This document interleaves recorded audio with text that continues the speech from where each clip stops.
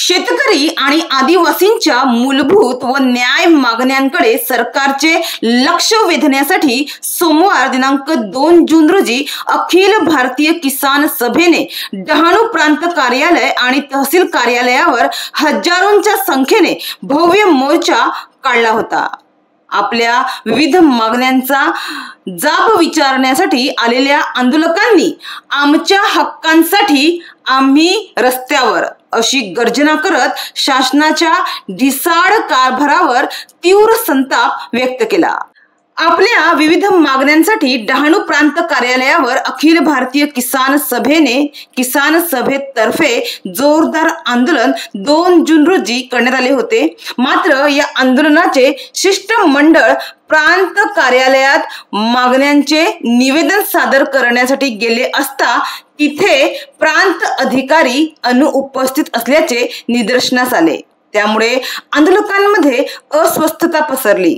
उपस्थित अधिकाऱ्यांकडूनही समाधानकारक उत्तरे मिळाली नाहीत। या उपेक्षेमुळे आंदोलकांनी आपला मोर्चा थेट डहाणू तहसील कार्यालयाकडे वळवला।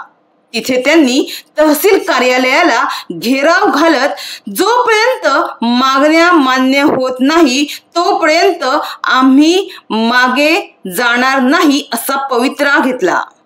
आणि मागच्या अनेक गेल्या 2 वर्षापासून मग ते तळघराचे असतील किंवा अवकाळी पावसामुळे 2024 ते 23 मध्ये झालेल्या नुकसानीची भरपाई आणि आताही अवकाळी पावसामुळे भरपूर लोकांचं नुकसान झालेलं आहे। म्हणून या ठिकाणी वारंवार ही चर्चा करत असताना या तहसीलदाराने कुठलाही प्रश्न महत्त्वाचा समजून ते सोडवण्याचा प्रयत्न केलेला नाही। आणि आज सुद्धा आम्ही एक मोर्चाच्या संदर्भात आलेलो आणि चर्चेसाठी गेल्यानंतर असं निदर्शनास आलं की या तहसीलदारांना कुठलाही प्रश्न गंभीर वाटत नाही आणि जनतेचा हा एक आक्रोश आहे की या तहसीलदाराने कुठलंही काम केलेलं नाही।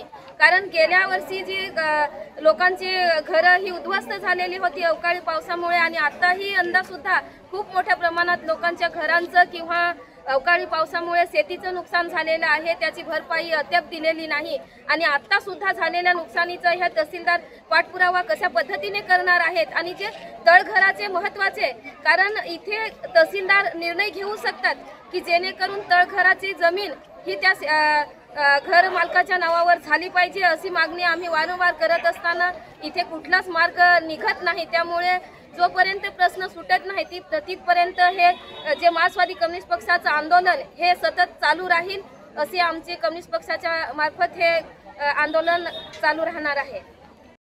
आणि रात्री आंदोलकांनी तिथेच ठिय्या आंदोलन करण्याचा इशारा देत खाण्यापिण्याची सामग्रीही मागविली, जेवणही तयार केले। मात्र या आंदोलनाचे उग्र रूप पाहता रात्री 10:30 वाजण्याच्या सुमारास डहाणू तहसीलदार सुनील कोळी यांनी तालुका कमिटीची बैठक घेतली। या बैठकीत तहसीलदारांनी आंदोलक प्रतिनिधींशी चर्चा करत काही मागण्यांवर 2 महिन्यात कार्यवाही करण्याचे आश्वासन दिले।